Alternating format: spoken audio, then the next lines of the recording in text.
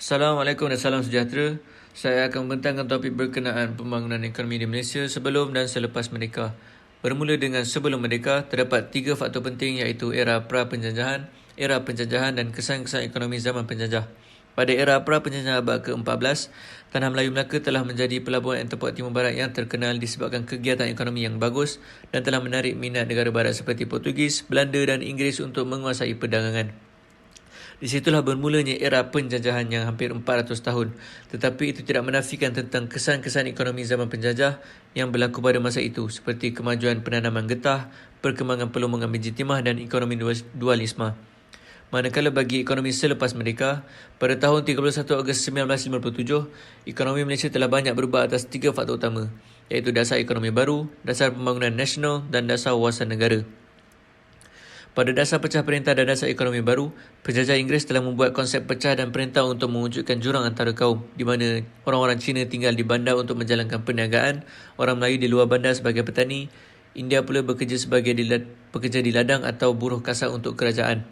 Ini menyebabkan kedudukan ekonomi masyarakat Bumiputera tidak seimbang. Oleh itu, pada 1971, dasar ekonomi baru telah diasaskan bagi tujuan untuk mengimbangkan kedudukan ekonomi bagi ketiga-tiga kaum, serta menghapuskan pengenalan ekonomi yang berasaskan etnik di Malaysia. Seterusnya, penyusunan semula masyarakat adalah bertujuan untuk menghilangkan konsep pembagian kaum mengikut sektor ekonomi. Antara strategi yang digunakan adalah menggalakkan penyertaan rakyat dalam sektor swasta.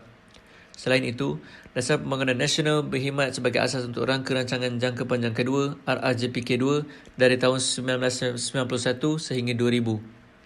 Ini menandakan permulaan fasa baru dalam matlamat utama DPN yang mana adalah untuk menghapuskan kemiskinan dan penyusunan semula masyarakat.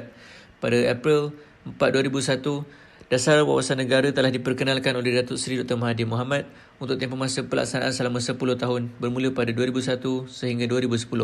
Seterusnya, Dasar Perindustrian Berat telah ditebuhkan dengan harapan untuk membawa impak positif dari segi kemajuan teknologi Malaysia sendiri. Terdapat juga Dasar Pertanian Negara di mana antara matlamat utamanya adalah untuk meningkatkan hasil pendapatan dalam sektor pertanian dan perikanan.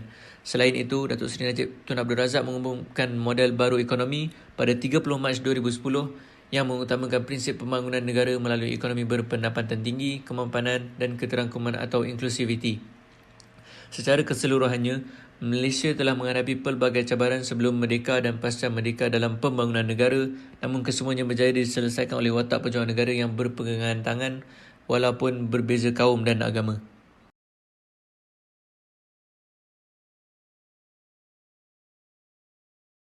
Created using Powtoon.